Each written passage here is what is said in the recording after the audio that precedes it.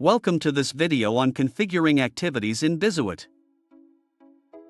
How do we configure the bifurcation activity? As mentioned earlier, this activity has two paths, one of which is currently giving us an error, because it hasn't been assigned a condition. To resolve this, double-click the branch and select the value element. This opens the conditions editor.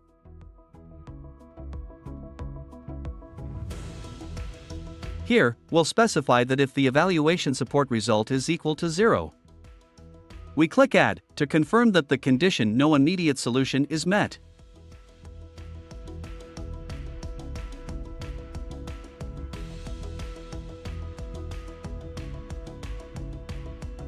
If you remember, back in the evaluate request form, we linked a control to that variable, evaluation support result.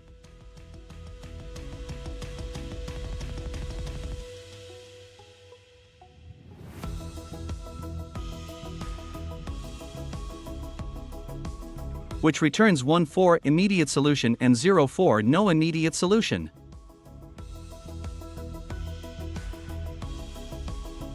So, our logic is currently inverted. What we actually need is the opposite. We should set the condition to check if the evaluation result is equal to 1.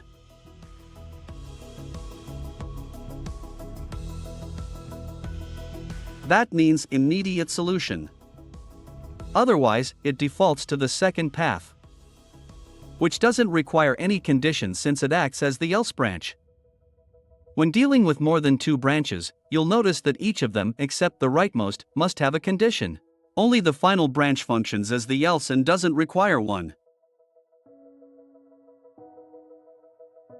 With that, we've now set up the condition logic for our workflow.